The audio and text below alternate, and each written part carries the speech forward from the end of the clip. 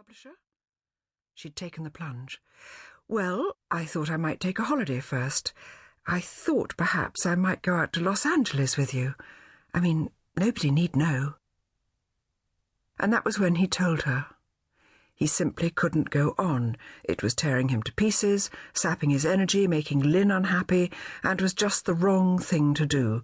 He was unable to concentrate on his work, and he felt terribly guilty. Altogether, it was time to make a break. There'd been a silence during which she could neither speak nor look at him.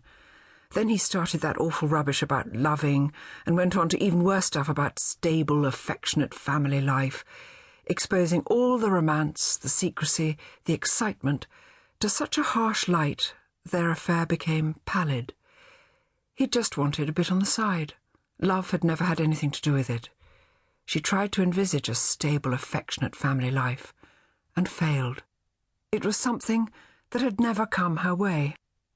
But I went along with it, she thought, as the flurries of hatred for him changed course, and she recognised herself as every whit as dishonest as he. She hadn't even wanted him very much. She'd wanted other things she'd thought could be exchanged for sex, and long after it was clear she wouldn't get them, she continued to play the part of the romantic second string, prepared to accept any crumbs of time and attention. So really she'd been just as much out for herself as he, but her hopes were far more unrealistic. He'd simply wanted a jovial extramarital affair, while she wanted... what? A great love? A romance of heroic proportions? So I let myself be picked up by an overworked married man with 2 children and a wife with postnatal depression. I pretended he was a great writer because he wrote a novel I couldn't understand, though ever since I'd known him, he'd done nothing but write the Inspector Starkey stuff for television.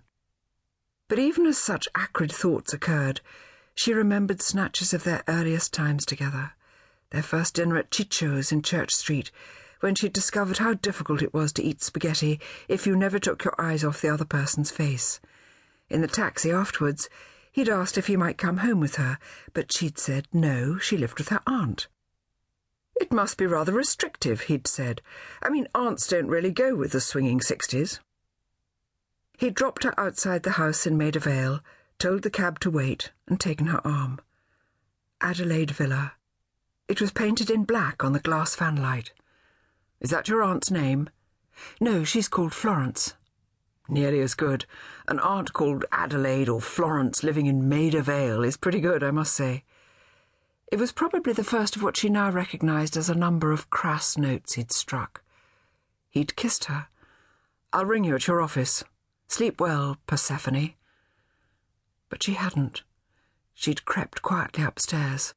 Her aunt's bedroom door, ajar, the light on, couldn't be ignored. Shall I come in and say good-night to you? Why not? Floy was sitting up in bed, wearing her navy roll-neck jersey. The room was freezing, and her scarlet mittens, the bed littered with seed catalogues. She was smoking a very small cigar. Marvell, her large black cat, lay across her legs. Marvell was delighted you didn't come home to dinner. He's rather partial to haddock, she'd said, after her cheek had been kissed. I hope you ate your share. Enough.